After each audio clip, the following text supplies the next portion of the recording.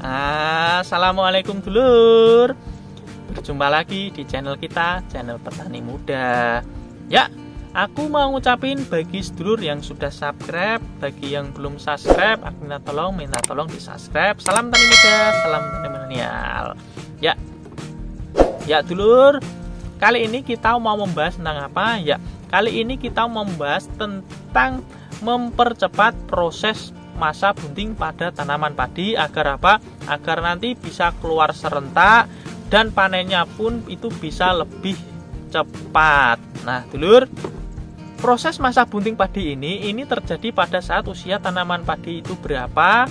Ya, untuk usia dari tanaman padi itu kalau hamil itu dimulai kisaran usia untuk varietas galur ataupun hibrida itu selisih waktunya itu tidak banyak-banyak loh ya. Pokoknya itu kisaran usia 40 sampai 60 HST itu pasti itu sudah bunting muda sampai brol gitu ya.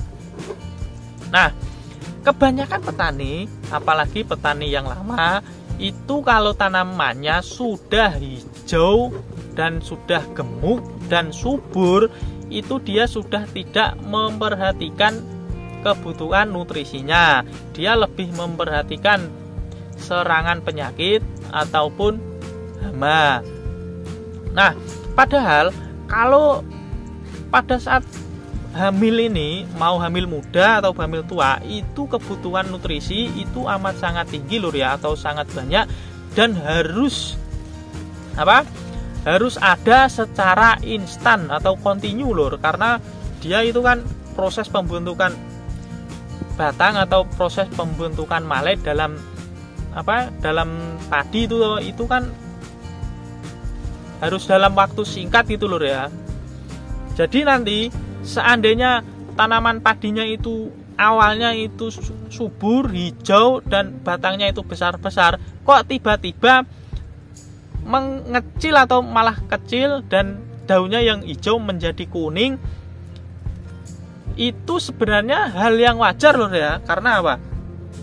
Karena nutrisi yang ada di batang terus yang ada di daun itu ditarik, diambil untuk mencukupi nutrisi yang didapat dari perakaran tanaman itu kurang dalam proses pembentukan itu tadi batang dan malai padi. Nah, untuk itu semua kita itu namanya petani itu dan teknologis juga sudah maju lur ya. Itu kan sudah bisa diakali ya dengan apa? Dengan pemberian nutrisi lewat spray atau nutrisi secara instan.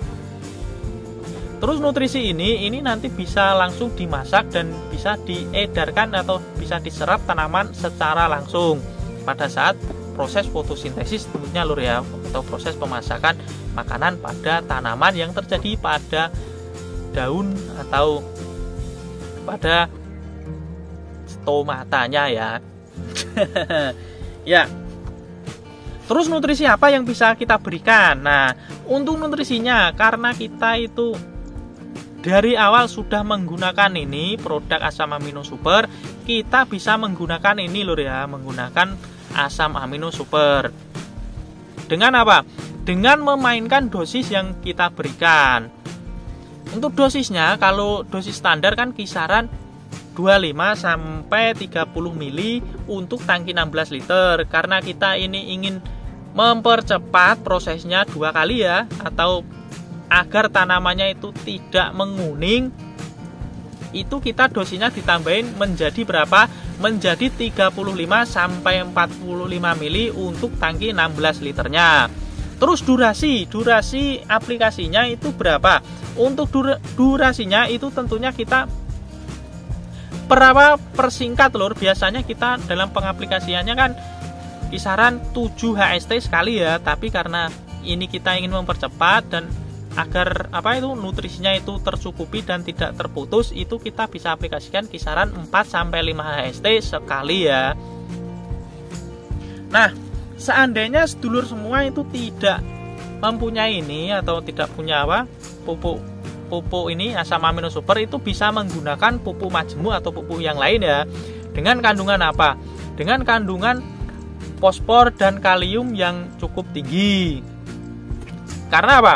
Karena pada saat proses bunting kayak gini itu kebutuhan fosfor dan kalium itu amat sangat penting dalam proses pembentukan batang atau malai padinya itu sendiri ya. Dan di sini kebutuhan nitrogen itu juga ada loh ya, juga butuh tapi dalam jumlah yang cukup sedikit. Terus apa merek dagangnya itu bisa menggunakan MKP dari Pak Tani ataupun dari Merauke atau dari produk yang lainnya. Dulu kita juga menggunakan produk itu loh ya, tapi karena apa? Karena harganya sekarang juga sudah naik, kita beralih dengan produk yang lain. Ini kita menggunakan ini produk asam amino super ini ya, karena produk ini kan plus-plusnya itu banyak. Kalaupun mau menggunakan produk tadi itu juga tidak masalah lur, itu produknya juga bagus. Terus untuk dosis, kalau menggunakan MKP itu dosisnya ya standarnya adalah 3 sendok makan untuk tangki 16 liter, tapi ada tapi juga sesuaikan keadaan tanamanmu itu gimana lur ya. Kalau tanamannya itu sudah subur itu emang dosisnya bisa 3 sendok. Tapi kalau tanamanmu itu kurang subur, alangkah baiknya dosisnya itu ditambahi menjadi 4-5 sendoknya. Kenapa? Ya agar bisa lebih maksimal gitu loh ya. Nah, kalau menggunakan itu tadi, pupuk MKP itu bisa ditambahkan lagi dengan unsur mikro. Karena apa? Karena dalam kandungan pupuk majemuk itu kan tidak ada unsur mikronya. Jadi kita harus menambahkan dengan membeli pupuk yang lain loh ya. Contohnya apa? Contohnya kita bisa menggunakan boron plus, terus boron gold dan boron lain sebagainya ya, ataupun bisa menggunakan magnesium.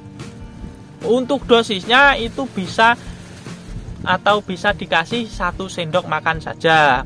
Jadi kalau menggunakan pupuk MKP itu ya harus ada tambahan pupuk mikro loh ya. Jadi harus membeli 2 pupuk dalam satu aplikasi ya, atau dalam penyepraiannya. Tapi kalau ini menggunakan pupuk ini kan kita cuma menggunakan ini saja loh ya, pupuk asam amino super.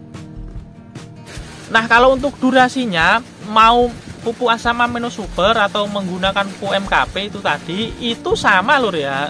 Durasinya itu dipersingkat kisaran 4-5 HST sekali ya, agar apa? Agar kebutuhannya itu tidak terganggu, agar nanti tanaman kita itu tidak kuning lur atau kekurangan nutrisi. Nah, dulur, kesimpulannya itu apa? Kesimpulan di sini itu kalau tanaman kita pada saat masa bunting pengen cepat atau 2 kali lebih cepat pengisian dan brolnya nanti bisa serentak, kita berikan nutrisi tambahan dengan atau lewat spray. Karena apa? Karena kalau lewat spray bisa dicerna atau bisa dimakan secara langsung. Nah, dulur, aku cukupkan sampai di sini ya. Bagi dulur semua yang masih kurang jelas atau pengen bertanya, bisa tanyakan langsung di kolom komentar ataupun bisa secara PC atau lewat WA. Dan tidak lupa tinggalin like-nya lur. Salam petani muda, salam petani milenial. Assalamualaikum.